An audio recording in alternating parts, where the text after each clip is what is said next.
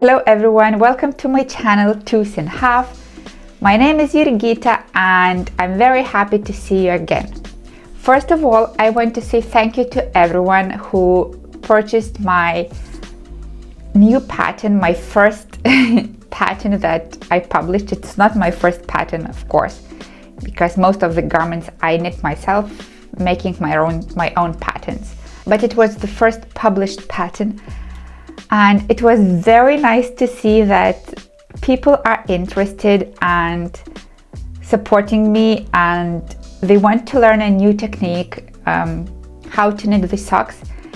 And I genuinely think these are the most beautiful socks in the sock galaxy because of their construction. So thanks again.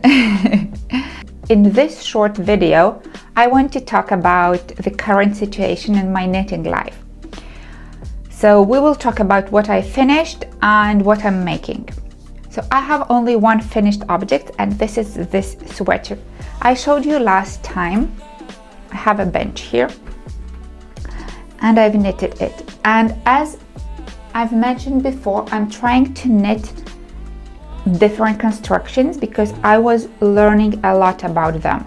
And this construction has cast on right here, a bit on the back, not straight on in the middle of the shoulder, and then you work one side, the other side, and then you join.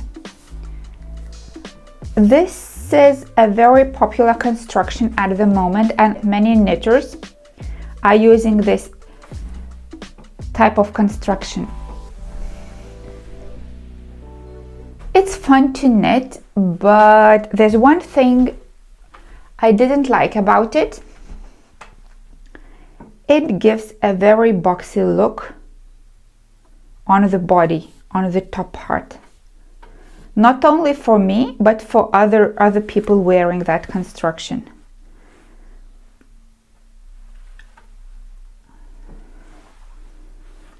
And though I saw that many ribbings, they go straight, then they start increasing one side to the other side, and then they cast a certain amount of stitches straight. And usually this bit is a bit too narrow and it doesn't give a nice rounded neckline. So to avoid this, I added way more stitches for the middle part. However, round should look like this, and it's a bit,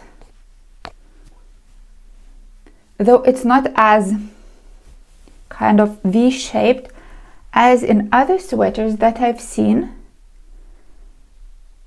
but I find it not perfect, though I would change it. I'm unhappy 5% about the neckline. I would make it a bit like this, and then it will be perfect round neckline. And now it's a bit more like it goes here and then here and then here, and you can see. And that's what I have to take into consideration, but I don't think I will be using this technique soon. Okay, as I've mentioned before, I used scrap yarn. I had some leftovers of alpaca silk from Sanna's Garn. That's the label. And I had different leftovers of mohair, and then I just striped it. I have a bench, so I knitted. I used needles number 4 for the body and 4.5 for the sleeves, because I wanted it to be a bit thicker so I could wear it in winter. Though now I'm knitting the same yarn combination, knitting for olive mohair and alpaca silk, and I'm knitting on 4.5, and that's what I like way more. It's with little positive ease, well, not that little, maybe like this. How many is there? 7 and 7, so 14 centimeters maybe, so that's okay.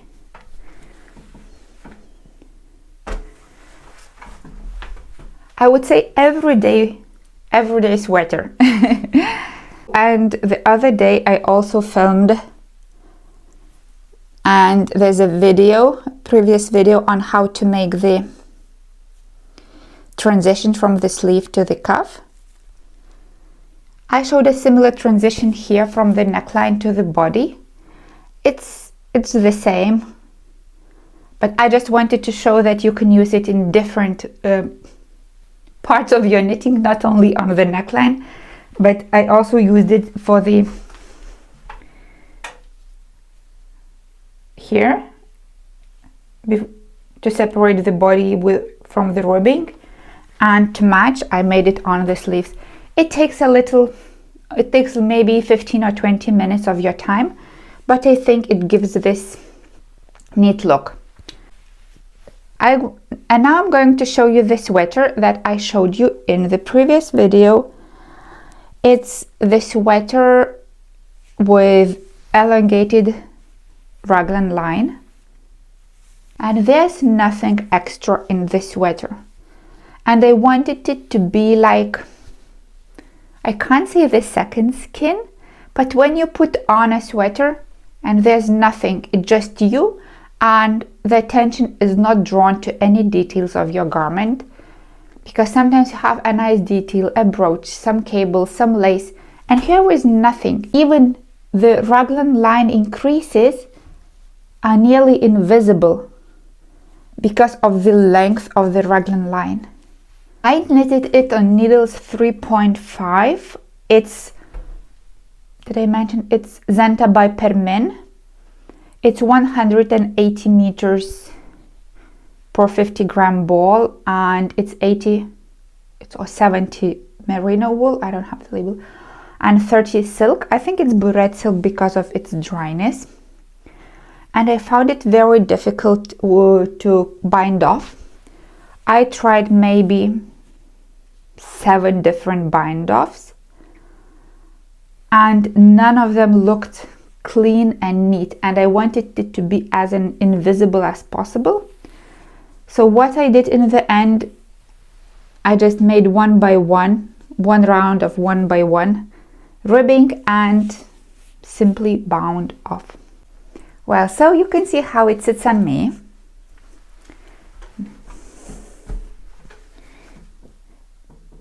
It's wider because it has to be wider because of the elongated raglan line. It has to be wider so you have space, like you have fabric when you need to lift your arms. I'll go one step more on my bench.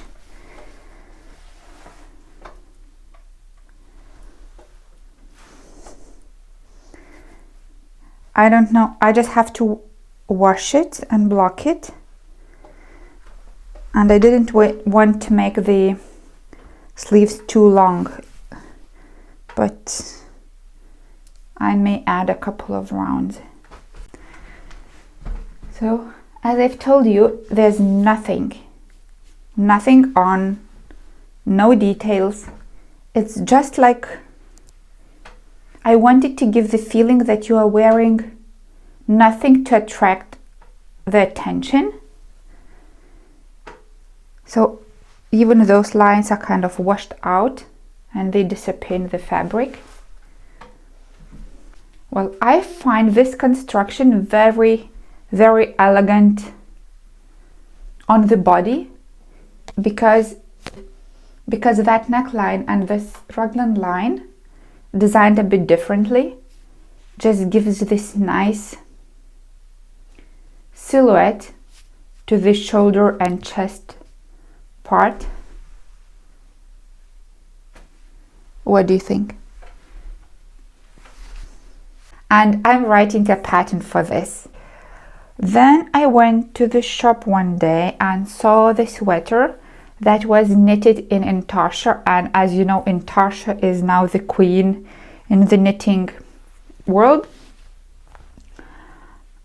and I found it so nice, so I just wanted to repeat it myself, and I did it.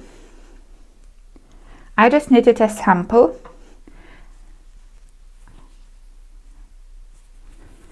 At first I took alpaca wool, but I couldn't get this bouncy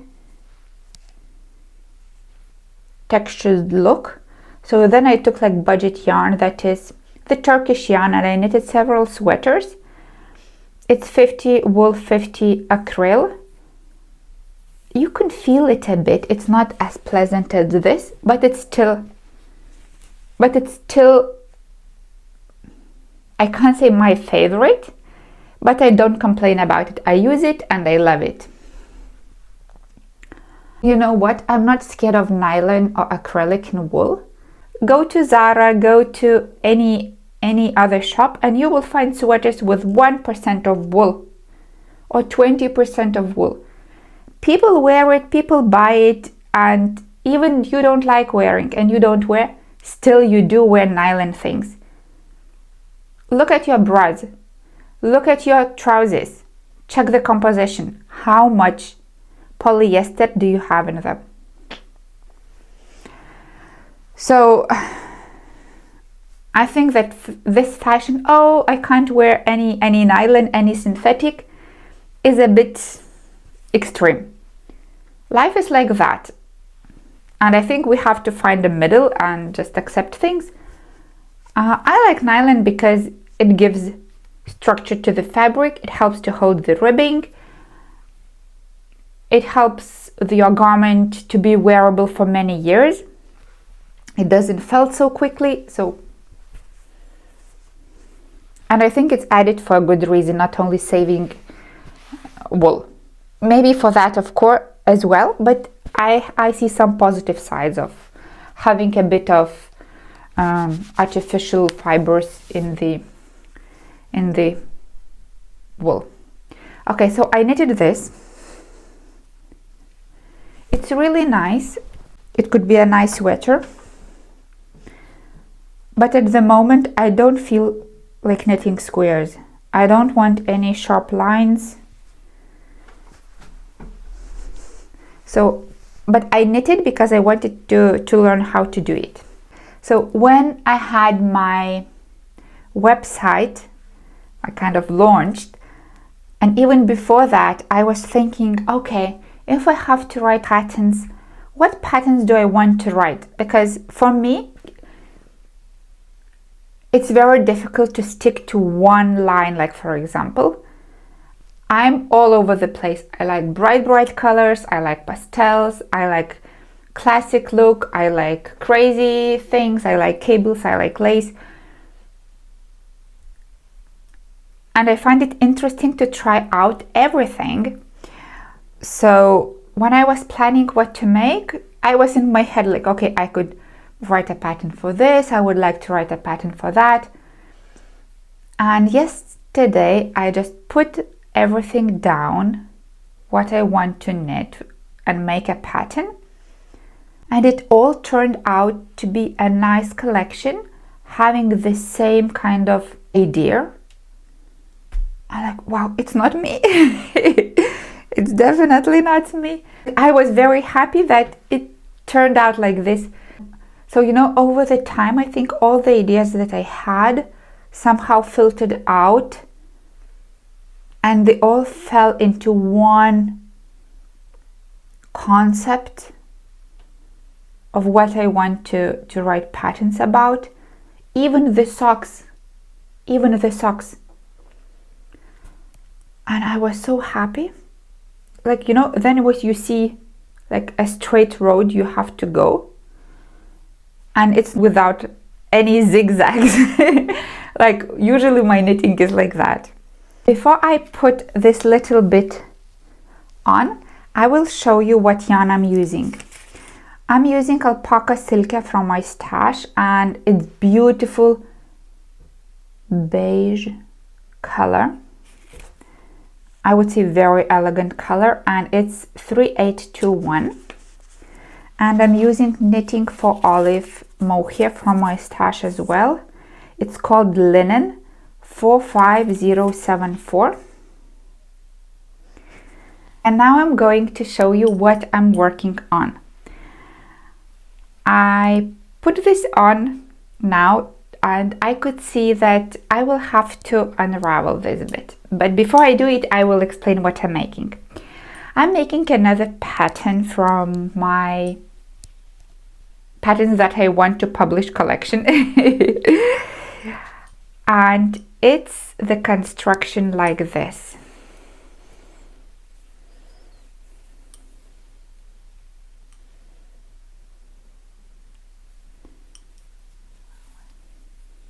Like this. It's not raglan, it's not saddle shoulder.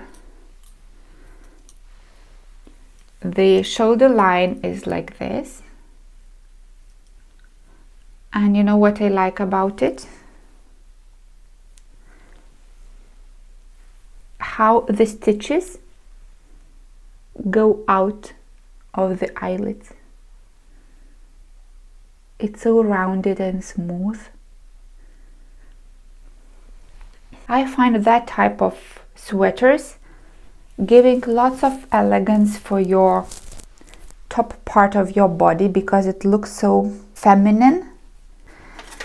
I'm using needles 4.5 to get a bit drapier and lighter fabric, but for my stripy one that I was wearing at the beginning of the video, I use needles number 4.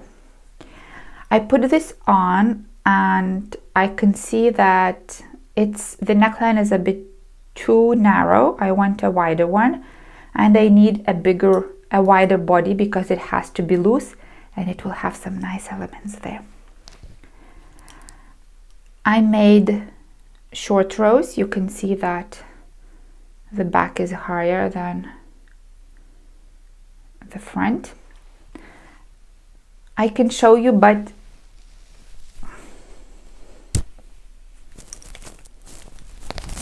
it will look a bit different because now I will put it like this so you could see it's the back, so but it still has more fast fabric, so it's easier to understand.